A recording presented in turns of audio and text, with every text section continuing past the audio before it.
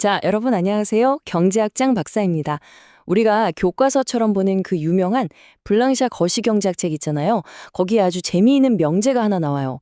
바로 투자는 저축과 같다는 건데요. 듣기엔 좀 이상하죠? 오늘 이 고전적인 퍼즐 제가 아주 명쾌하게 한번 풀어드릴게요. 네, 바로 이겁니다. 오늘 우리가 파헤쳐볼 질문이죠.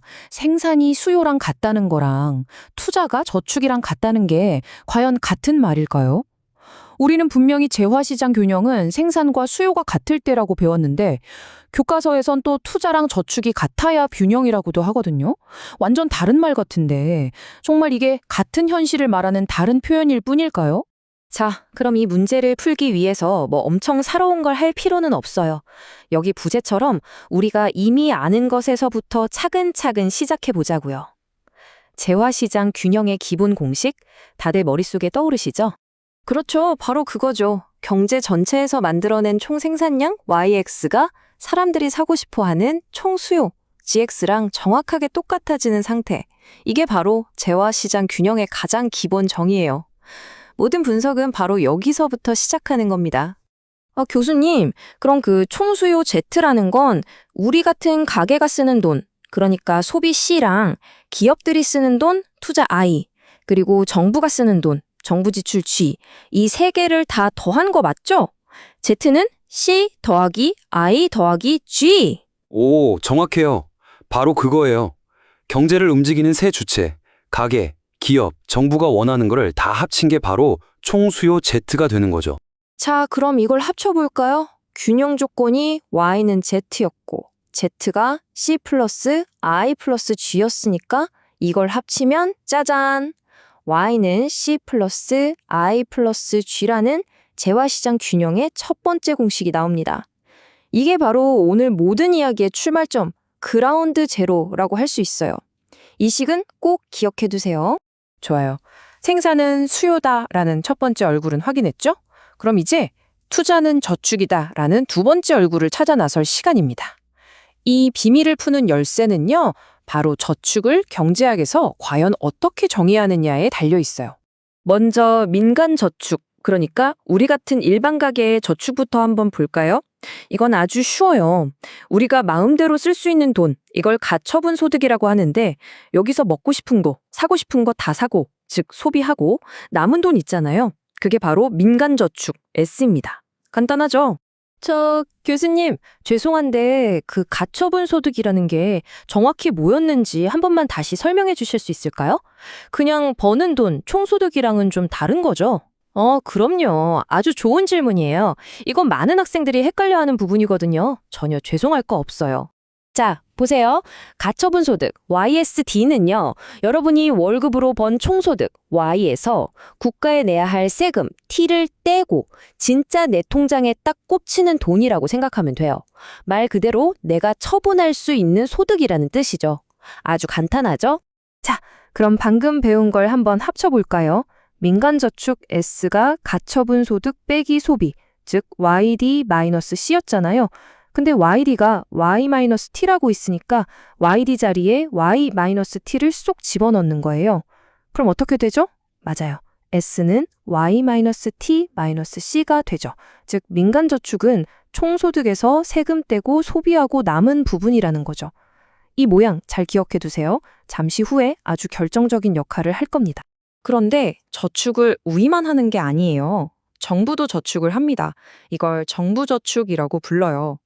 이건 정부의 지갑사정이라고 보면 돼요. 세금으로 걷어들인 수입, T에서 이것저것 공공사업으로 지출한 돈, G를 빼고 남은 돈, 이게 바로 정부저축이고 사실상 정부의 재정수지랑 똑같은 말이에요. 자, 이렇게 양쪽에 놓고 보니까 차이가 확실히 보이죠? 왼쪽은 우리 가계의 저축, 민간저축이고 오른쪽은 정부의 저축, 정부저축입니다. 만약 정부저축이 플러스면, 즉 T가 G보다 크면 세금을 쓴 것보다 더 많이 걷었다는 거니까 재정 흑자라고 하고요. 반대로 마이너스면 쓴 돈이 더 많다는 거니까 재정 적자라고 부르는 거죠.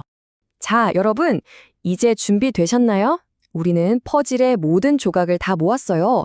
이제 생산은 수요다라는 이 평범한 등식이 어떻게 투자는 저축이다라는 멋진 등식으로 마법처럼 변신하는지 그 과정을 지금부터 한 단계 한 단계 보여드리겠습니다.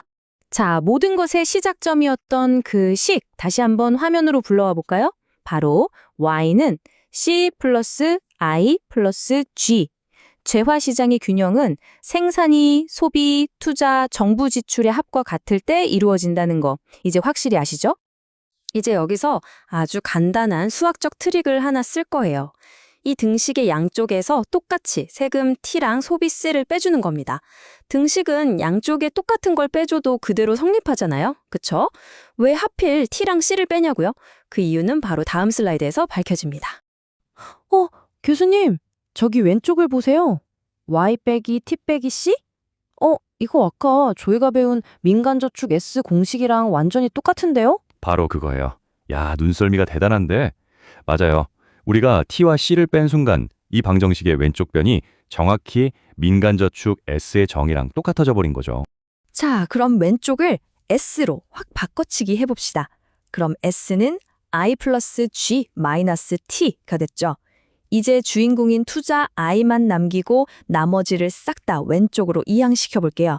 그러면 짜잔, 최종적으로 이런 식이 나옵니다.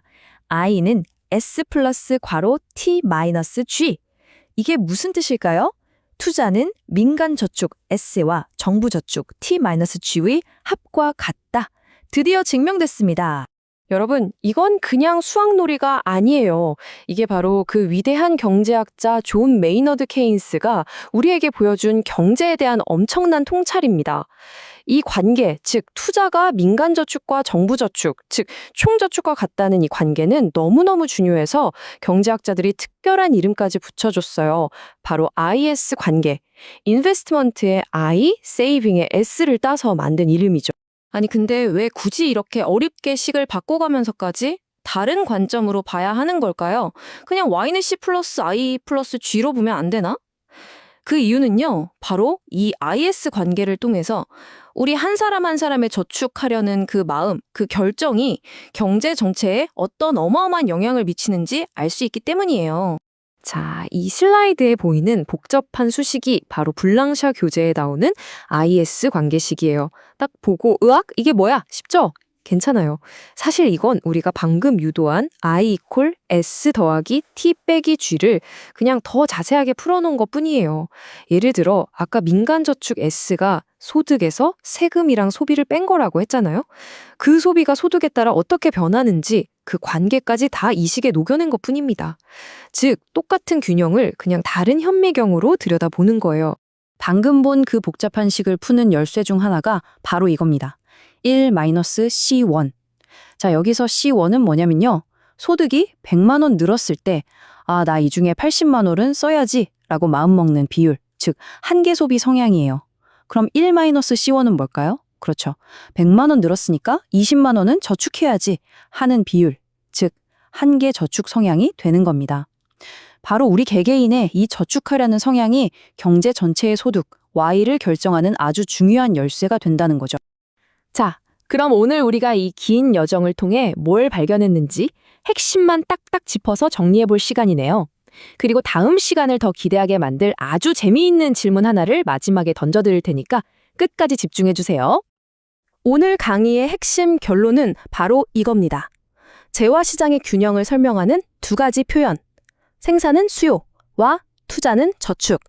이 둘은 전혀 다른 이론이 아니라는 거.